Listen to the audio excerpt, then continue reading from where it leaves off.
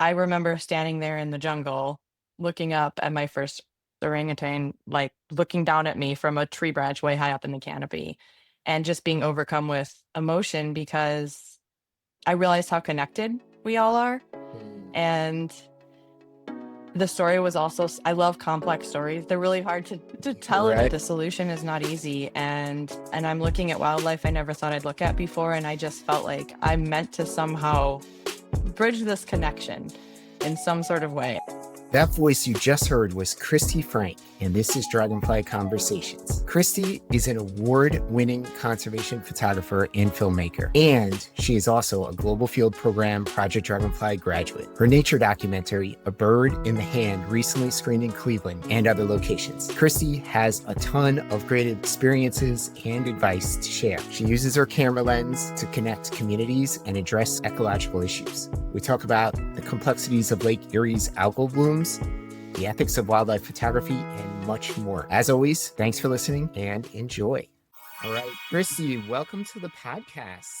I wanted to start with this idea in your artist statement about bearing witness to these different wildlife and conservation issues that you're documenting with photography, and just kind of get a sense from you, like, how do you see bearing witness as being different than typical photography that most of us do with our iPhones and such? Well, I will say that I think you can bear witness with an iPhone just as well as you can with any camera that you have in hand. To me, bearing witness really means trying to connect the story and what you're looking at to its greater parts. And a big part of what I do is making those connections. So when I'm photographing something either in nature or involving people in their community, any of those things, it's very important for me to try to take it all in, see where all the connections are, and not affect what's happening.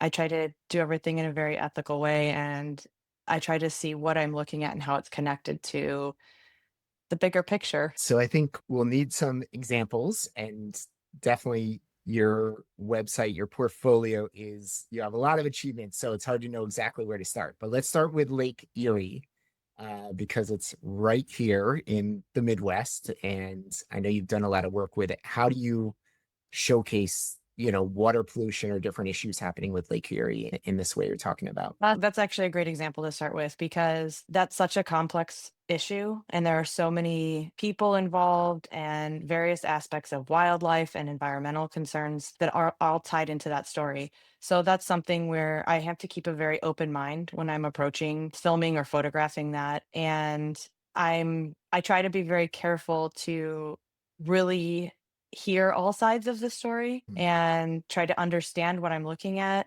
There's a lot of emotion and passion involved in that because you've got people that are gravely affected because the lake here is so polluted from algal blooms every summer now. And then you've got farmers that are sometimes deemed the bad guys.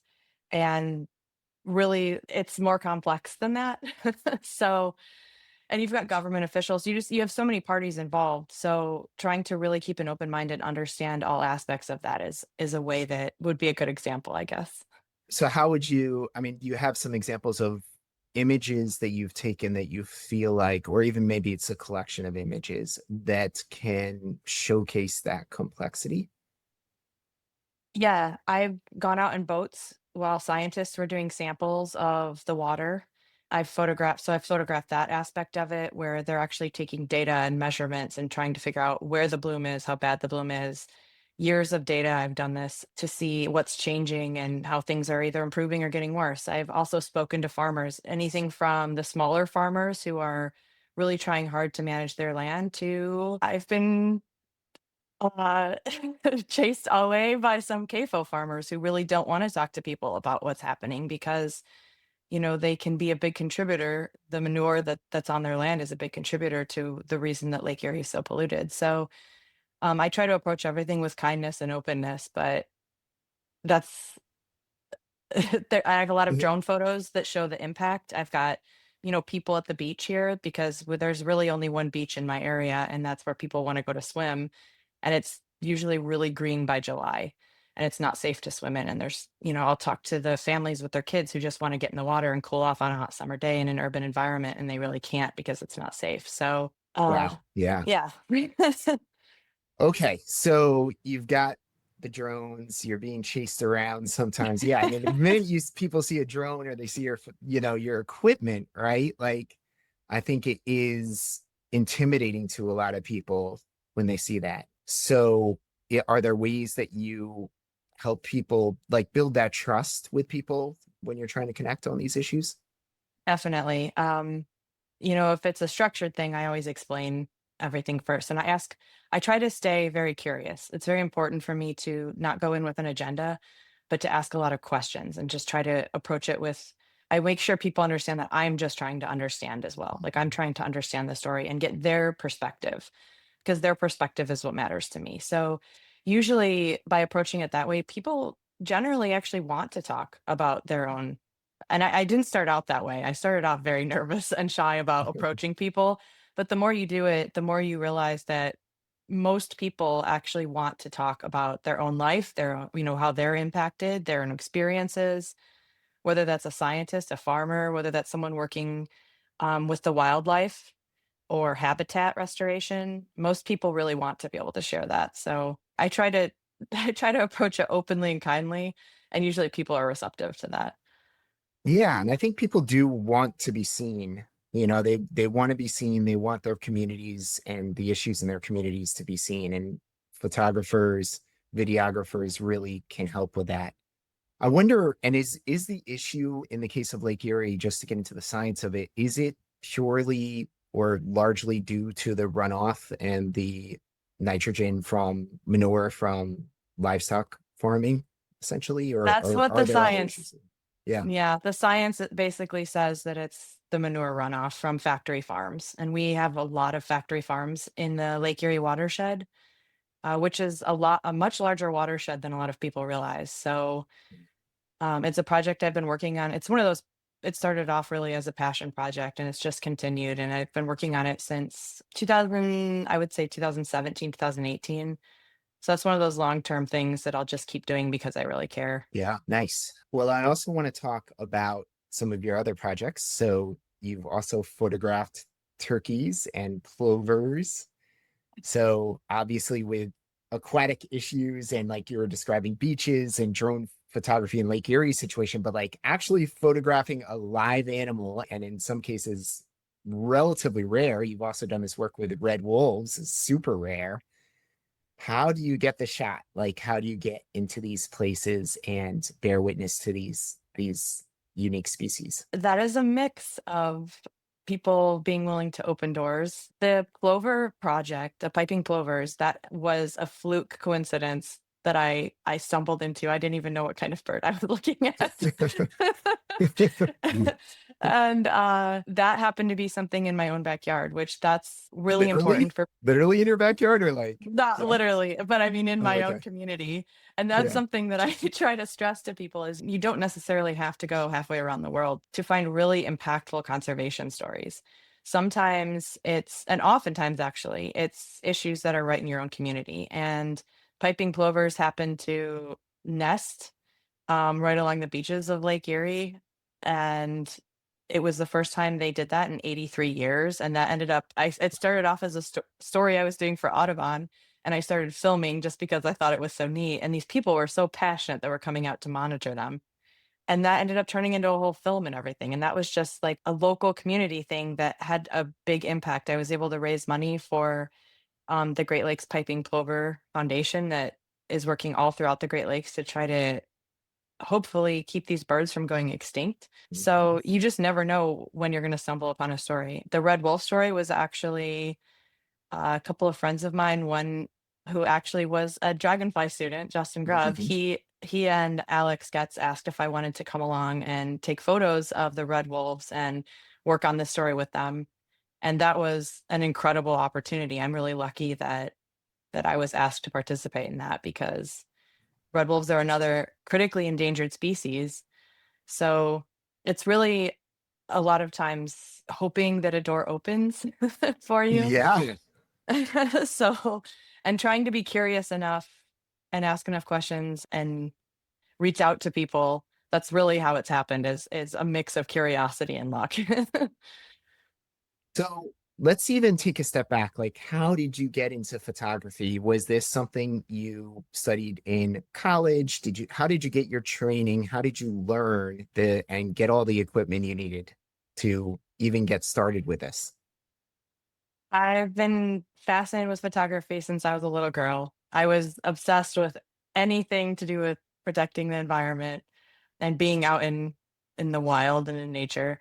I had a really terrible little tiny camera that I carried everywhere. I probably have the most documented elementary school experience of anyone I know. Uh, so I mean, I just had a camera in my hand since I was really young, and I had a life path that really varied and did not involve photography at first. And I really couldn't find my way. And I can skip all the details because it went all over the place. But basically what I ended up finding after my varied path was that I needed to look at what I really loved and try to make something of that, whether it was my full-time career or whether it was a side journey.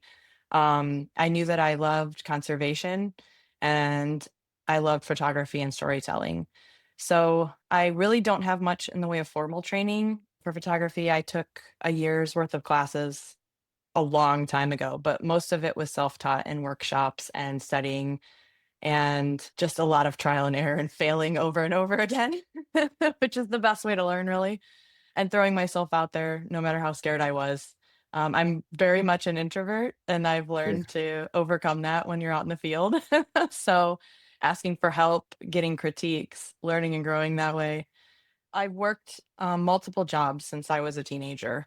So, it was saving up to buy my first DSLR. I don't remember when that was, but it was a long time ago, but basically saving up and then getting this.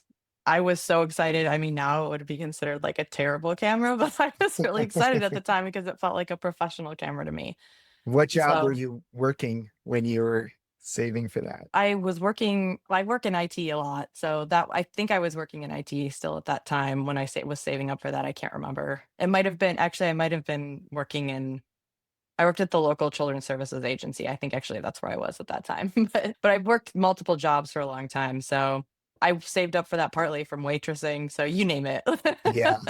So I'm picturing you getting this new DSLR camera and just like on the weekends and whenever you have free time, you're just going out and trying to photograph things. Is that kind of how it all really got going eventually? Yeah, pretty much. Yeah, just going out and practicing and it's funny because I look back at some of the photographs that I was really proud of. They're terrible. They're absolutely terrible, but that's how you grow and you have to start somewhere. So, yeah, I just really followed what I felt was a true passion and I didn't have money to travel. I didn't have the funds to upgrade my gear at that time, so I just took what I had and tried to photograph what was in my own community that felt important to me. When was the moment? Was there like a thing you photographed or a project you got involved with or some feedback where you were like, you know what, I can make this into an actual thing? Yes, and it wasn't as long ago as you'd think it was, but it was I was going through a major personal life transition it was about 2016. I just had a lot going on in my personal life. I decided I really need a big change. And I found this group that was going to Sumatra in Indonesia, and they were going to look at the impact of palm oil on the wildlife there, including orangutan, and also about the effect that it was having on people. And not in a villainous way, in like a what is the complete story way, like what's going on there, Sure. how Great. are we Yeah. connected, how is wildlife affected, how are people affected. And on a whim, I decided that would be my first international travel experience, and I had to do this. I don't know First why I just felt ever? like yeah. Wow. Sumatra. Okay. Yeah. So I remember telling my family, I'm going to Sumatra for almost a month, and I got the time off work. It was a little over 3 weeks. I got the time off work and went alone and met people that I never knew, and that was really that I was terrified, but that was really the spark that got things going because I remember standing there in the jungle looking up at my first orangutan, like looking down at me from a tree branch way high up in the canopy, and just being overcome with emotion because I realized how connected we all are. Mm. And the story was also I love complex stories. They're really hard to tell in a Right. short and succinct way, but this was one of those really complex stories like Lake Erie. There's not one villain, and it's really complicated. The solution is not easy, and I'm looking at wildlife I never thought I'd look at before, and I just felt like I'm meant to somehow bridge this connection in some sort of way. And I didn't know why. I just knew I was in the right place and that I needed to pursue this calling further in whatever way that led me. That's so exciting. I love the image of you like looking up at this orang and having that moment. And also, I'm thinking that's a challenging shot, like up through the canopy, the angle, the lighting's got to be difficult. Did you walk away from that with an image that kind of just like made that experience in your mind? That is there one or a few that you remember? Yeah, I actually ended up winning. I forget what it's a international nature photography contest that's pretty big, and I placed in the highly honored, I can't remember what the category name was, but for conservation stories. And it involved a picture of a baby that had swung out on a vine and left its mom. It was curious about us, and we were trying to back up to respect the wildlife, Right. But backing it up, kept coming backing for up the you. baby. It was really interested in what we were doing here in the middle of the jungle. But yeah, that image always sticks in my head because it just felt like there was such a connection between that little creature that shares 97 our DNA and us. And yeah, the some of the photos from that trip will always be near and dear in my heart. And I was so new then, and I would love to go back someday because it'd be interesting looking at it now because I know my skills have gotten significantly better, and that wasn't the best gear that I had with me and stuff, but I did the best I could with what I had, and it's a really special place.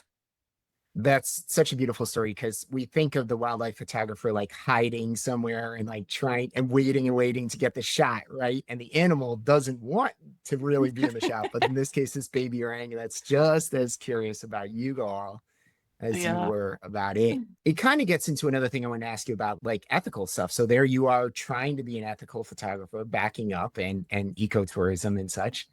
But how have you tried to manage that in other locations where, where the focal species isn't coming right at you, but you're trying to respect its space? You think about these stories of people baiting animals to get them in to get it a shot or things that might not be the best for them ecologically. Yeah.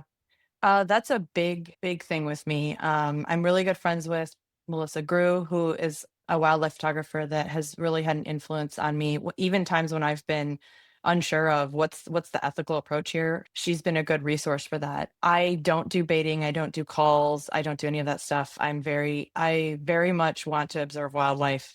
I don't even want them really to be aware that I'm there if at all possible. Mm. So I've used blinds.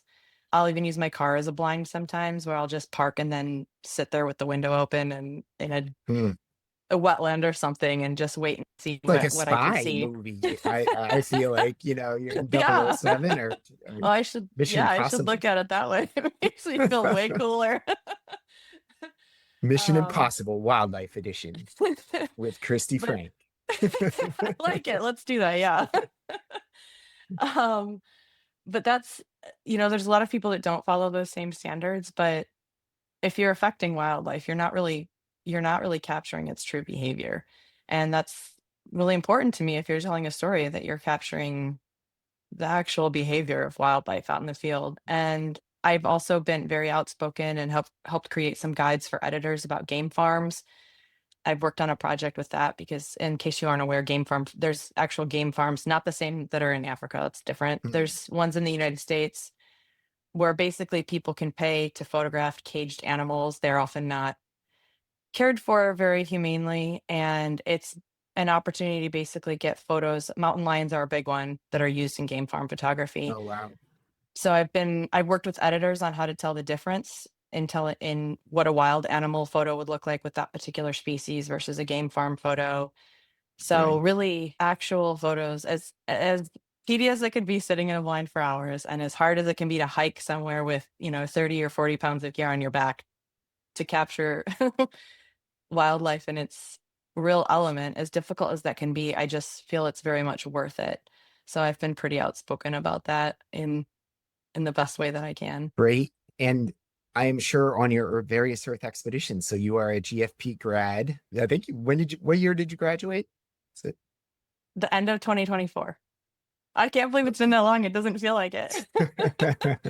Well, congratulations, even though it's been a few years. But I'm sure on your trips, you got some good images. Was that the case? What was that like? It was, you can't bring a lot on those trips. So Yeah, I had that's to really true. pare down. um, I did.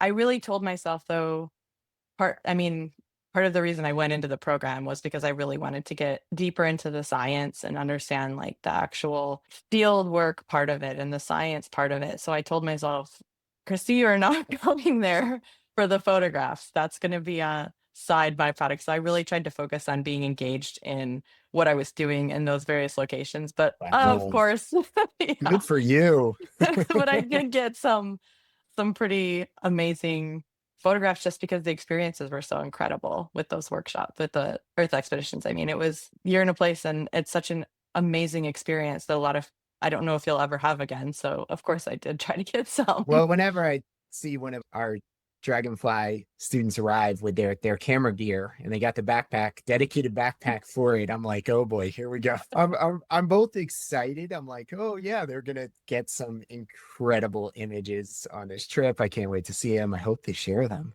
But then also I'm like, I probably will see them disappeared off at various moments here and there. Yeah, it's interesting that you mentioned being an introvert. And I think for a lot of introverts, art in general, photography in particular, can be kind of this like safe place you can go to have a moment with yourself and with whatever your subject is. Do you feel like that for you personally has some sort of benefits? Absolutely. I was especially, I mean, that's really why I think my camera was a tool for me to connect with people when I was younger.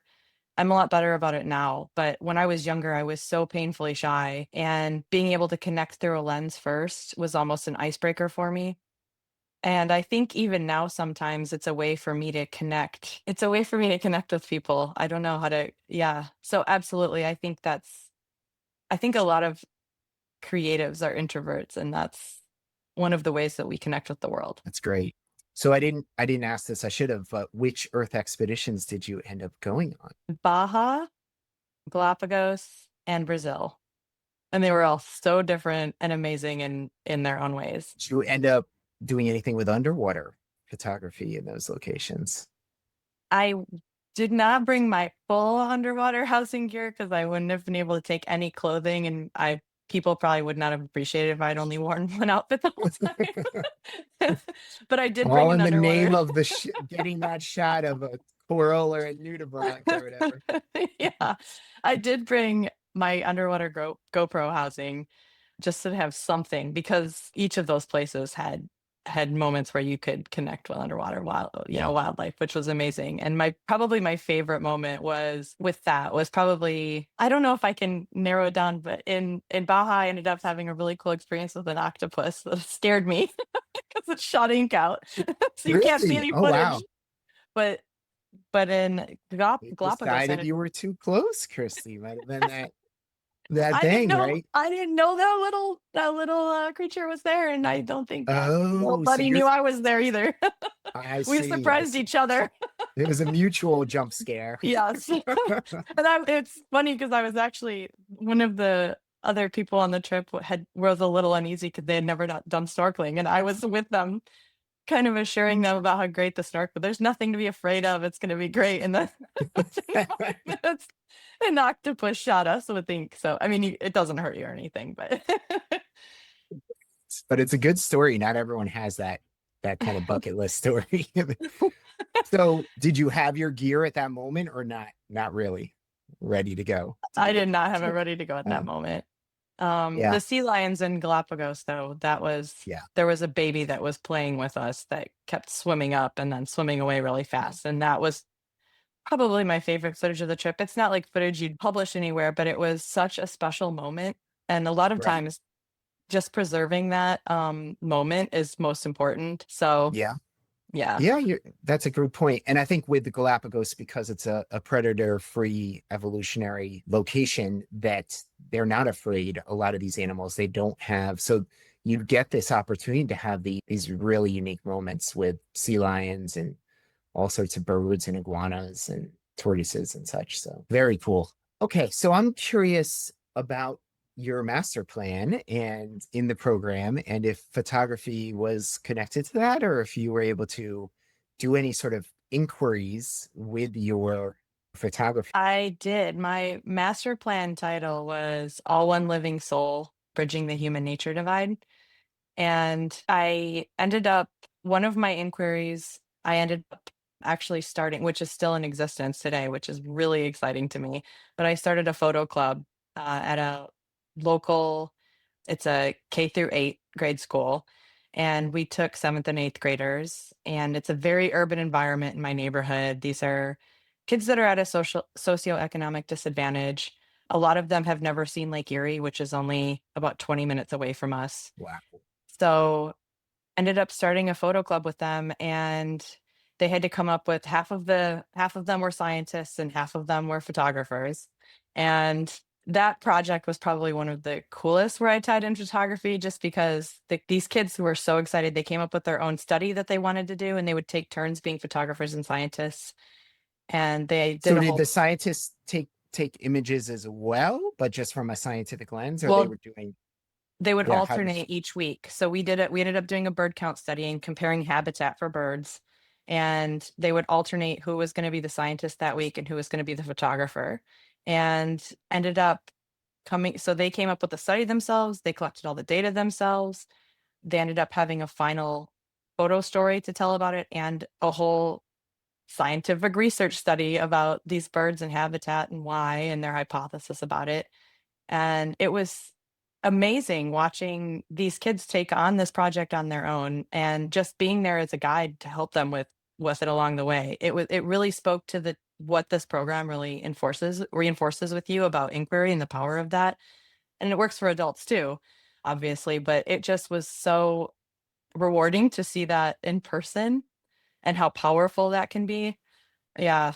It that's was really neat. I love the idea of like doing with students and like you said, adults, like photo journals or photo activities and just see what people come back, like documenting their neighborhood even. I've seen that where it's just like, what do you think your village or your town or your city or your neighborhood block or whatever is about? And like see what kids come back with. Like, do they come back with pictures of parks or shops or who knows what, like graffiti or gardens or community gardens or what? Like, there's just what lens do they see through, right? So I'm sure yeah, there were probably some surprises, I bet, in all that for you.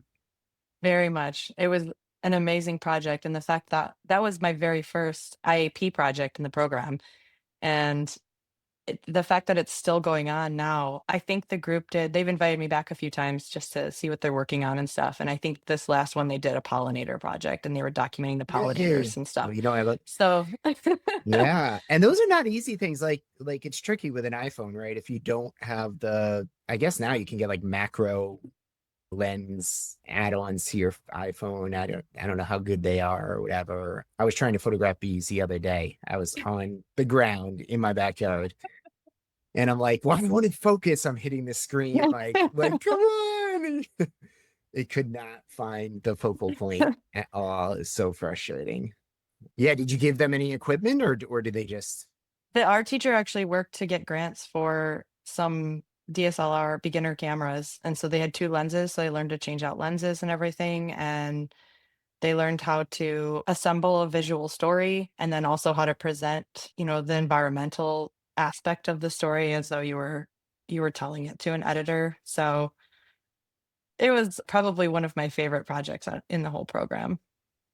Nice. All right. I wanted to, this is getting us into this idea of any advice you might give for aspiring photographers, either those who do it as kind of a hobby or those that truly want to end up in this realm. And I guess one thing I've also been wanting to ask you is, when do you switch from photography, still images to video? Because I know you've also done some videography, and if you have any guidance or frameworks you use for thinking about that as well. Well, I think you could start with either photo or film. It is different when you start with photography and do that for years. Film is a lot different the way that you approach it, but really there are no rules. So number one, Mhm. there's no rules, Okay. there's no one right path. And that's something that is important to understand, because don't be hard on yourself because there is no one right way to do this. I think my biggest piece of advice is to be curious about your own community, and there are stories everywhere. So if this is something that you want to pursue in a way that will be impactful, you can have something that's very powerful in your from your own backyard. You don't have to travel to Sumatra to have that spark. You can find out what a local organization is working on in the tiniest way to protect the environment, and you've got a story there. You can look at where there's some sort of gap in your community with people and their connection with the outdoors, and there are stories everywhere. So I would say the biggest thing is to be curious and don't limit yourself by either what tools you own. I mean, most people now have a phone. You can tell an amazing story with a phone. And if it's your goal to get that published or get that out there, even if it's not through a traditional publication, because times are changing so much now, it's very hard to get published. It's hard to get funding as a freelancer. It's hard to get published in the traditional national media. But we've got this great internet that lets you spread these stories out to all kinds of people. So you can still have a huge impact, even if you don't take the traditional steps that people took 20, 30 years ago. You have a whole world at your in within your reach, basically. So the biggest thing I would say is to be curious and and also don't be afraid to fail. That would be probably my third thing, is don't be afraid to fail, because I can't tell Right. you, like, people only see the good things. They see the awards, they see where I've been published and stuff, but they don't know that I've also pitched like a hundred things that have been rejected, or have had dozens of editors that either just didn't respond or weren't interested, or people that have said, given me very harsh critiques, which help you grow.